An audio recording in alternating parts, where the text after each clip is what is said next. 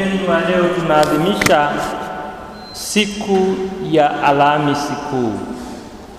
Ni siku mojawapo ya siku tatu za Juma Kuu ambazo tunaadhimisha kuteswa, kufa na kufuka kwake Bwana wetu Yesu Kristo.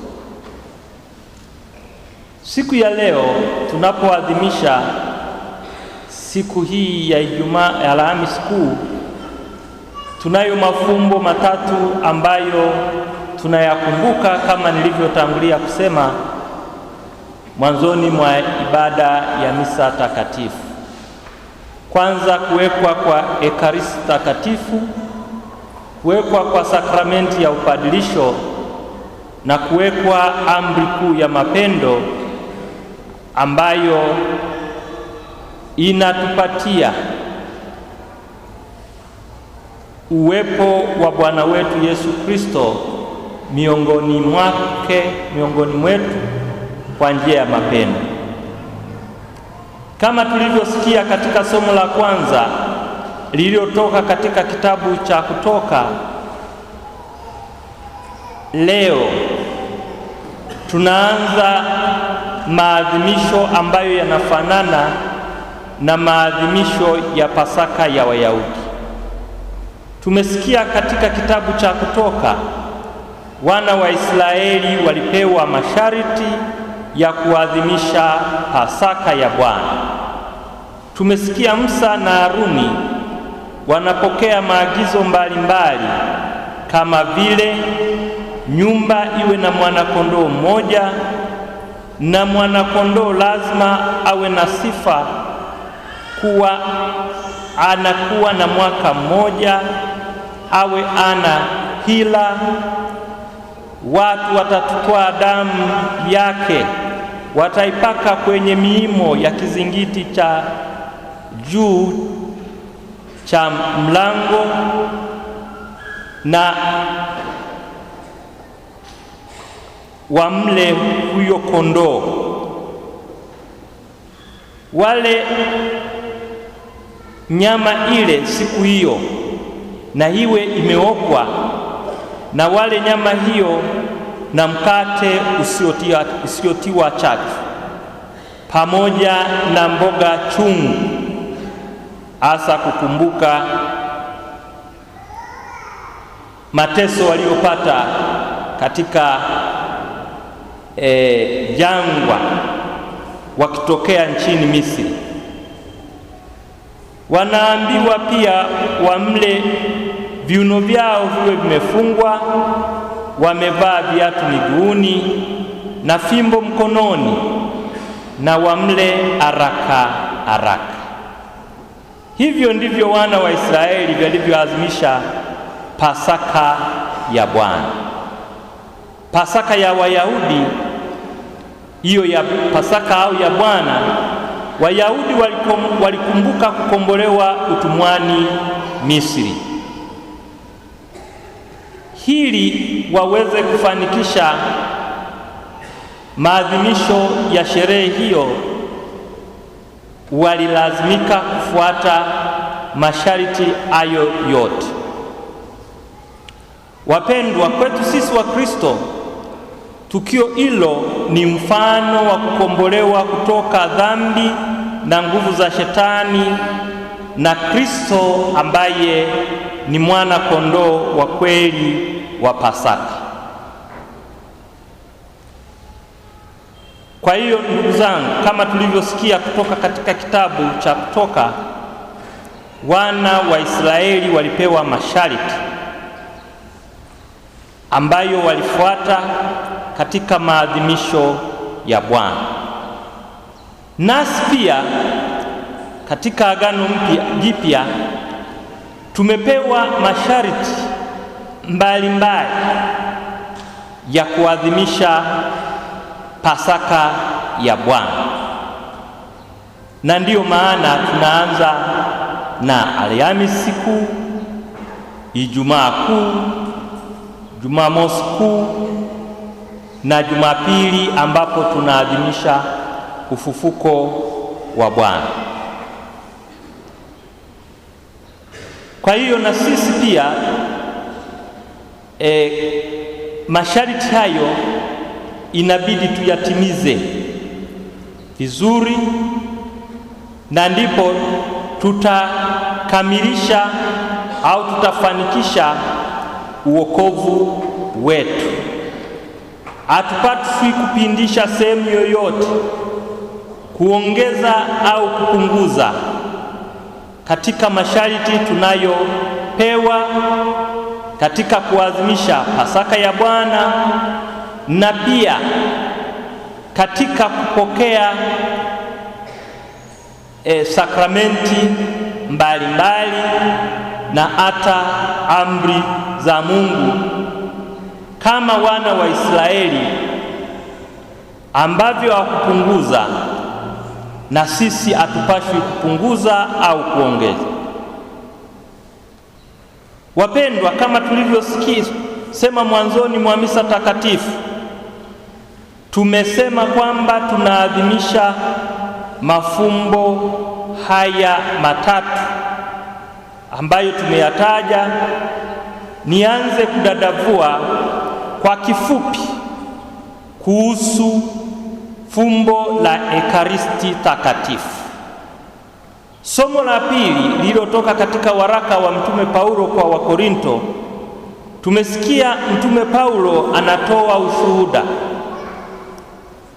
Anasema, kwa maana mimi nalipokea kwa Bwana niliyowapa ninyi, ya kuwa Bwana wetu Yesu Kristo usiku ule alipotolewa alitoa mkate, naye akisha kushukuru akaumega, akasema, huu ndiyo mwili wangu ulio kwa ajili yenu, fanyeni hivi kwa ukumbusho wangu. Na vivi hivi baada ya kula akakitwaa kikombe, akasema, kikombe hiki ni agano jipya katika damu yangu, fanyeni hivi kila mnywapo kwa ukumbusho wangu. Wapendwa, maneno haya tunayoyasoma katika waraka wa Mtume Paulo kwa Wakorinto yanaonyesha kuwekwa kwa sakramenti ya Ekaristi, na mapokeo hayo kama anavyotusimulia Paulo, ameyapokea kutoka kwa watangulizi wake kama mapokeo halali na mapokeo ya kutunza ndani ya kanisa. Kwa hiyo anawaalika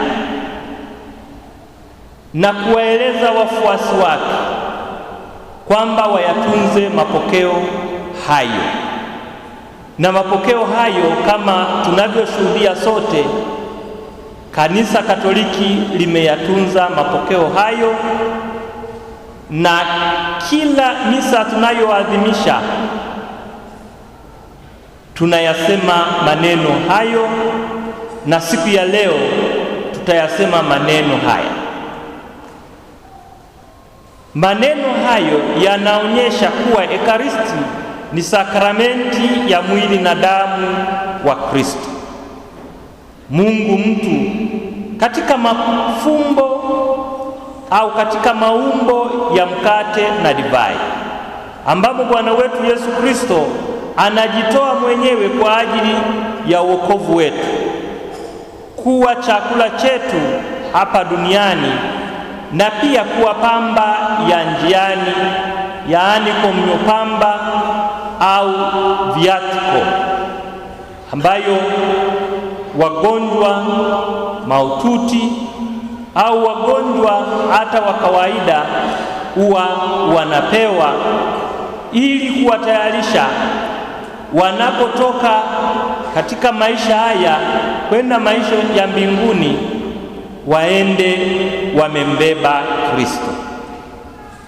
Wapendwa, sisi wa Katoliki tunapompokea Bwana wetu Yesu Kristo tukiwa tunastahili, tukumbuke kuwa tunaunganika na Bwana wetu Yesu Kristo.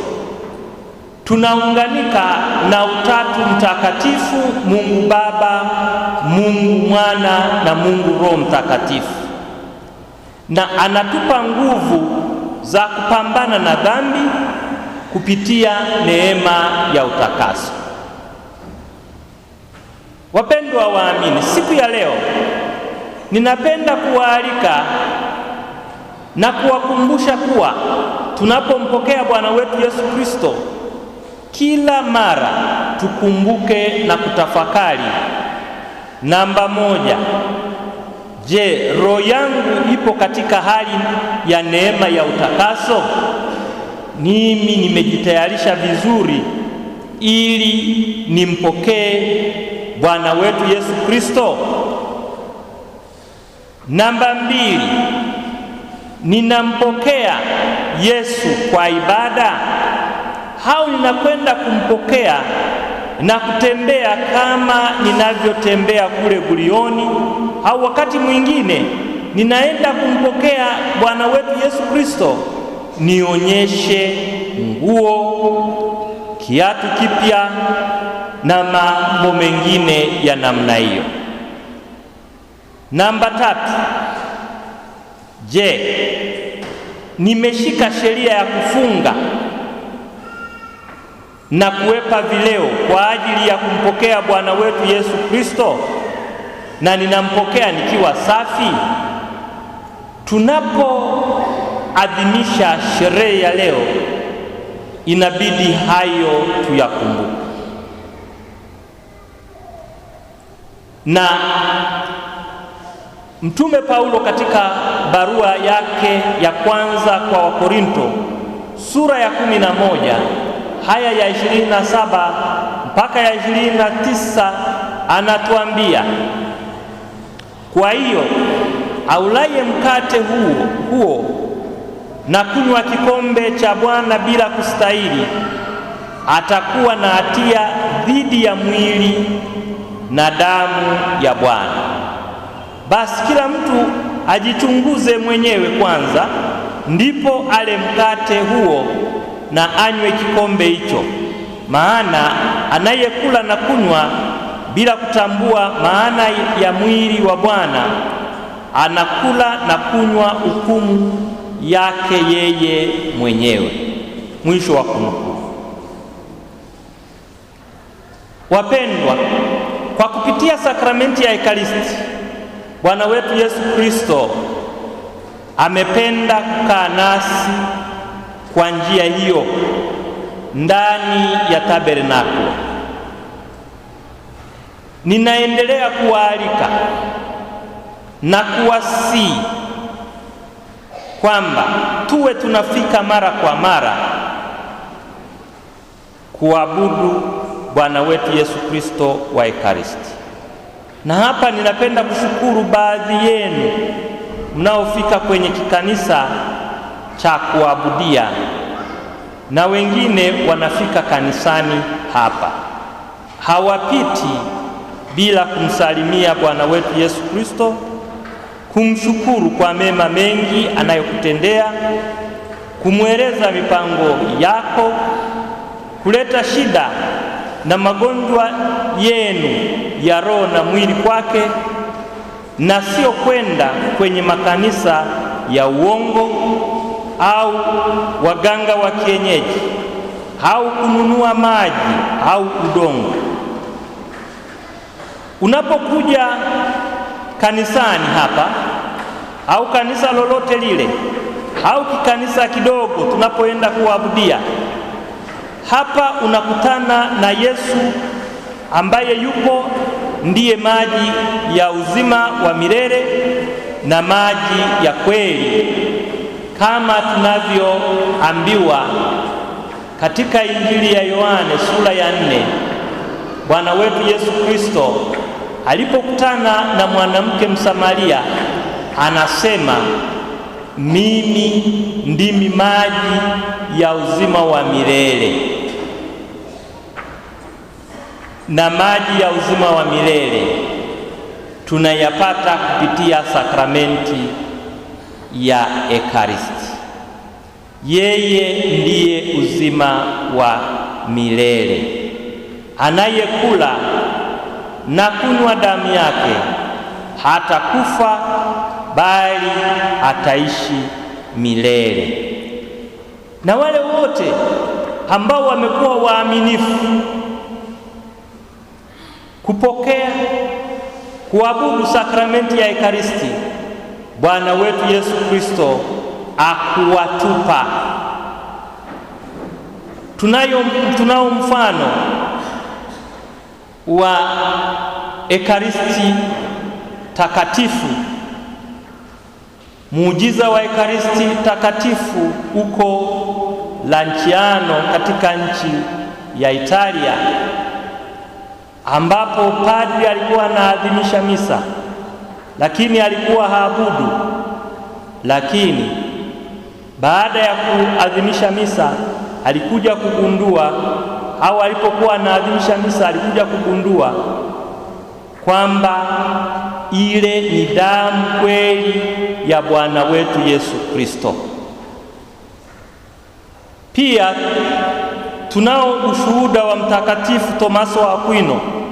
Yeye alisema, yeye ni mtaalamu wale wote ambao wamesoma filosofia na hata mambo ya kisiasa, political science, wanajua nani alikuwa Mtakatifu Tomaso wa Aquino.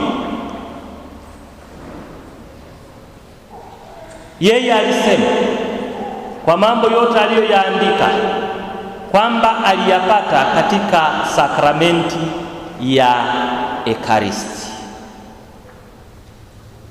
Ndugu zangu,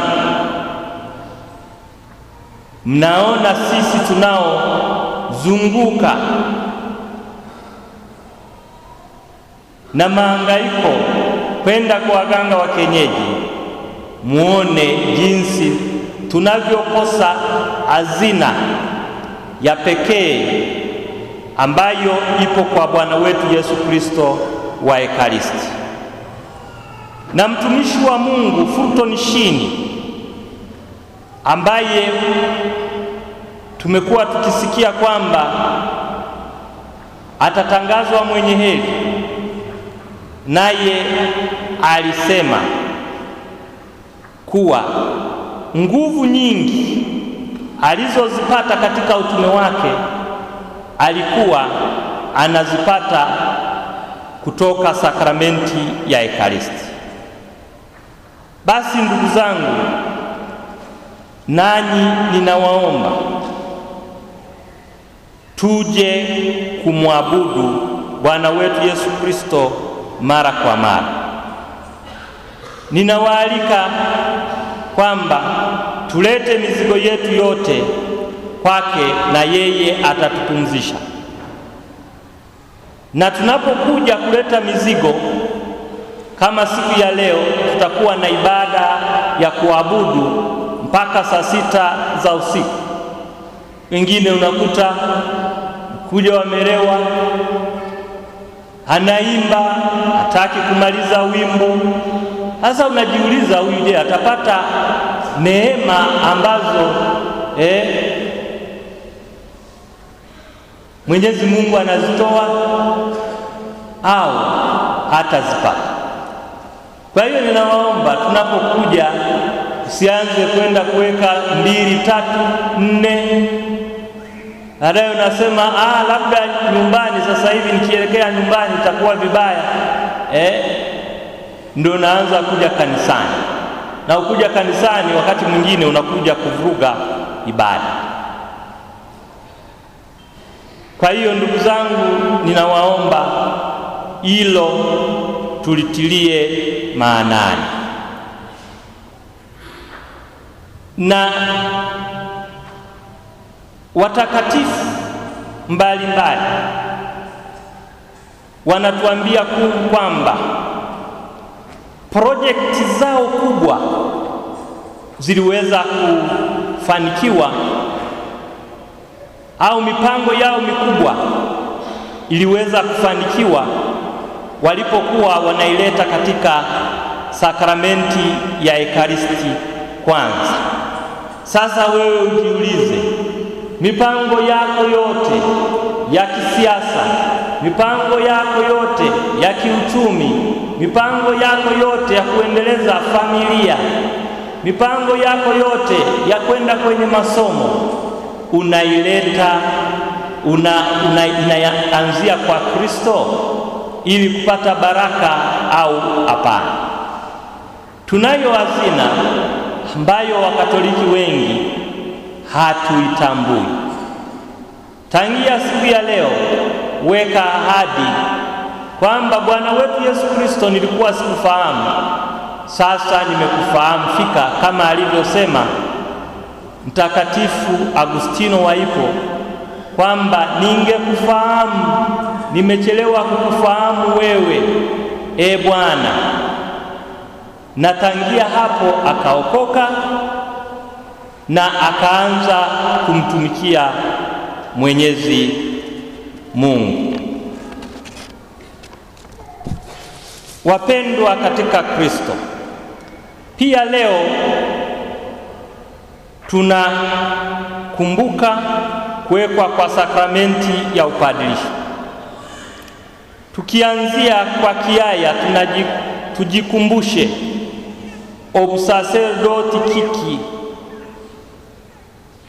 ob sacerdoti niyo sakramentu elikuza abantu libaletera emyoga y'ekereziya nko kutamba misa, okugaba amasakramentu, kwegesa abantu ebigambo by'edini mala liba n'eneema y'okubikora kurungi.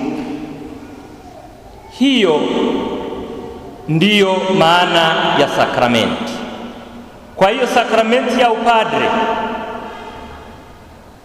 imetuletea neema au inatuletea neema ya utakaso na kutufanya tuimarike kiroho. Pia kwa kupitia sakramenti ya upadirisho au ya daraja takatifu, Mungu anamtolea sadaka, padri anamtolea sadaka takatifu. Pia kwa kupitia sakramenti ya upadirisho wanapata nguvu za kutoa sakramenti kwa watu, wanapata pia nguvu za kubariki na kufundisha. Pia wanapata nguvu za kutoa baraka, na wengi tunakuja kupata baraka au mnakuja kupata baraka kwetu. Wapendwa, tunapofanya adhimisho hili, na mapadri wengi katika nchi ya Tanzania, karibu nchi yote ya Tanzania, tuliadhimisha siku hii siku ya Jumanne, na wengine hata waliadhimisha wiki moja kabla siku hii. Kwa hiyo siku ya leo tunapoadhimisha siku hii, ingawa tumetawanyika tukihudumia waamini, ninaomba mtukumbuke katika sala zenu. Na ndiyo maana kwa kutambua umuhimu wa sakramenti hii na heshima alionayo padre na majukumu alionayo padre, nimetoa sala kwa jimbo zima ili muwe mnatukumbuka katika sala. Maana sisi tunayo hazina katika vyombo vya udongo, kama tunavyo soma katika waraka wa Mtume Paulo, waraka wa pili wa Mtume Paulo kwa Wakorinto sura ya 4 hadi ya 7. Mkitukumbuka kwa sala na kuendelea kutuombea, tutaimarika sana katika utume wetu. Na mkumbuke kwamba msiweke kwenye vishawishi. Mapadre ni binadamu. Kama nilivyokwisha sema, tumebeba hazina katika vyombo vya udongo. Kwa hiyo kuja kumrubuni hakupatie misaada na kutumia njia chafu, Mwenyezi Mungu siku moja atakuuliza, kwa nini ulimtendea padre hivi? Kwa nini ulimshawishi? Na kwa nini ulikuwa na uadui? Kwa nini ulimletea vurugu? Tumuombe Mwenyezi Mungu atusaidie kuweza kuheshimu mapadre, kuweza kuheshimu maaskofu, na kila mara kuondoa uadui na kutuombea. Wapendwa katika Kristo, leo pia tunaadhimisha kuwekwa kwa amri kuu ya mapendo. Mungu ameonyesha mapendo makubwa kwa kutuumba sisi wenyewe. Sisi sote ni mali yake. Pili, amemtuma mwanawe wa pekee akajifanya mwanadamu ili afanane nasi, ili atukomboe katika utawala wa dhambi na shetani. Mwana huyo wa Mungu amejitoa sadaka, akateswa, akafa msalabani, na kama tunavyojua atafufuka siku zijazo. Alifufuka, lakini anaendelea kudhihirisha tukio hili katika maisha yetu tunapokuwa na maadhimisho hayo, kama maadhimisho ya Pasaka, ambapo tunaanza siku 3 kabla ya maadhimisho ya Pasaka ya Bwana, ya mwana kondoo wa Bwana katika Agano Jipya.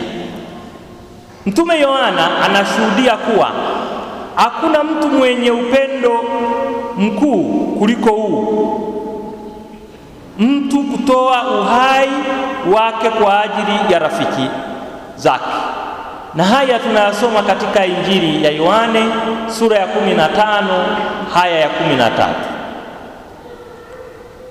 Bwana wetu Yesu Kristo ameweka amri kuu ya mapendo. Yeye kama Bwana na mwalimu, katika karamu ya mwisho alijinyenyekeza na kuwa mtumishi wa wote, akawaosha miguu. Tendo hili tutalifanya muda kidogo ujao. Kwa tendo hili ametupa kielelezo cha mapendo kama tunavyosoma katika Injili ya Yohane sura ya 13 aya ya 15. Na hivi mapendo na unyenyekevu kati yetu yanabaki wosia kwetu. Mapendo na unyenyekevu yanabaki wosia kwetu. Sasa tujiulize sote, wewe na mimi, tunao unyenyekevu katika maisha yetu? Katika kutumikia tunao unyenyekevu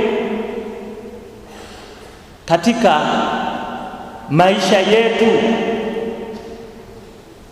Tunapoongea,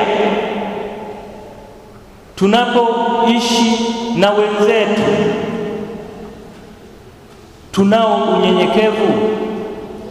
Au wewe unataka kila mara kuwa mkubwa? na kujionyesha kwamba huwezi ukakosea. Ndugu zangu, amri kuu ya mapendo hii ina umuhimu mkubwa, maana pasipo mapendo kunakuwa na vita, kama tunavyoona huko Mashariki ya Kati. Kunakuwa na kulipiza kisasi, kunakuwa na kutosameheana. Hivyo ndugu zangu, siku ya leo tunapooshwa miguu, tujiangalie kama wewe na mimi tunatenda kadiri ya kielelezo cha Bwana wetu Yesu Kristo. Bwana wetu Yesu Kristo anasisitiza kuwaosha miguu mitume wake.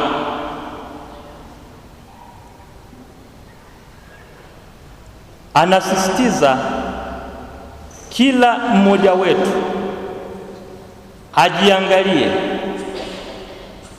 kama kweli anapoishi